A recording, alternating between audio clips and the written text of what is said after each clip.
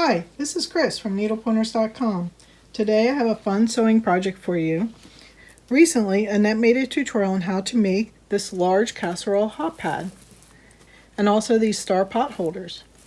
Well, at the same time, I was working on my own casserole hot pad to share. Mine is a little different in style and it's reversible. It uses 2.5-inch strips, so it's perfect for using up a jelly roll. Annette's is larger than a standard 9 by 13 inch casserole dish and finishes at approximately 12 inches by 16 inches, while mine is closer to the casserole dish size and finishes around 10.5 inches by 14.5 inches. My new pattern uses 2.5-inch squares and alternates with strips from a jelly roll. You can also use a collection of fabrics cut to size to make this casserole hot pad. Two sides are stitched, one with 3 strips and one with 2 strips. The sections are quilted separately and include 2 layers of batting and 1 layer of Insulbright or Pellon Insul fleece in the center. To make it reversible, the binding is sewn on and then hand stitched on the opposite side. This is so the binding looks the same on both sides. If you would like to see a photo tutorial of this project, please click the link in the description below to visit our website for the photo tutorial. If you would prefer a printable PDF, click the link to visit our Etsy shop and purchase it for a small fee. Since these will make great gifts, we have a free printable tag available on our webpage.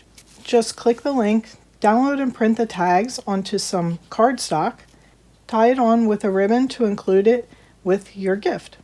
Here's another version made with Christmas fabrics. What you need to make the casserole hot pad is a jelly roll or various 2.5-inch strips of fabric, 100% cotton batting like Pellon Wrap and Zap, Insulbright or Pellon 975 Insul fleece, cotton thread, rotary cutter and rulers, and a sewing machine with a 1/4-inch foot. From the jelly roll strips, cut 35 2.5-inch squares. Since jelly roll strips are 2.5 inch wide, it's quick and easy to make the 2.5-inch squares. Also, cut 5 strips 14.5 inches long for the strips in between the squares. To cut the squares, I'm using this new Missouri Star Quilt Company rotary cutter that Missouri Star Quilt Company sent to us to try out. It's a nice rotary cutter. It has a nice big handle, and the button to open it and close it is a large button, and it doesn't slide closed by itself.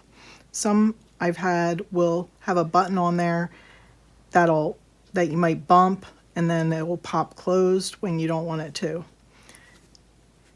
It cuts very nicely, and the extra blades for this seem to be inexpensive. So you might want to check it out on Missouri Star's website. Use the link in the description of this video to visit Missouri Star. We are an affiliate, so if you use our link, we will get a commission for any purchases that you make. I also purchased this jelly roll and the Christmas jelly roll from Missouri Star. They have tons of jelly rolls to choose from. Lay the 35 squares and the 5 strips on the table so you can mix up the fabrics to your liking. Lay 7 squares across and then alternate with a strip. For one side you'll have 3 strips and the other side you'll have 2 strips. Move the square around until you get a mix that you like. You may want to take a photo of the layout and look at it. Sometimes you'll see things pop out on a photo more than on the table.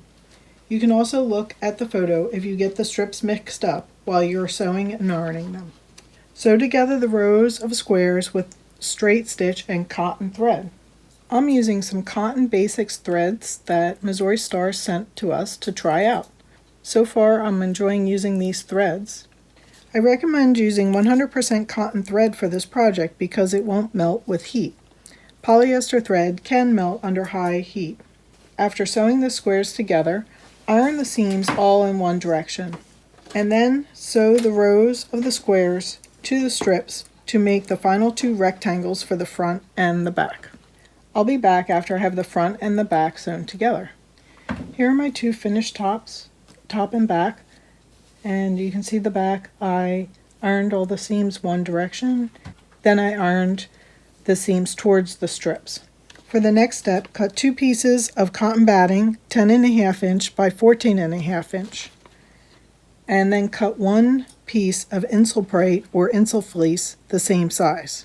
We're going to make 2 sets of layers. The first set will have a batting and one of the fronts, and the second set will have the insulation layer, the batting layer, and then the front or the back. Pin each set of layers and you'll have 2 separate layers to then quilt. For my hot pads, I quilted lines about 1/8 of an inch from each side of the main long seams between the strips. To do this, I put my blind hem foot on my machine. This has this metal guide, and it makes it really easy to put that guide right by your seam, and then by shifting the needle to the left or to the right, you can get a nicely stitched seam on each side of the seam. If you don't have a blind hem foot like this, you can just use your regular sewing foot and sew 1/8 of an inch from the seam. Once I sew one side, then I can sew the other side.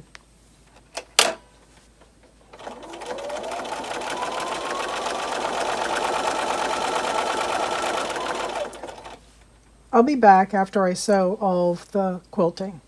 The next step is to trim the top around the edge to cut off any extra batting or the insul braid that's hanging out along the edge.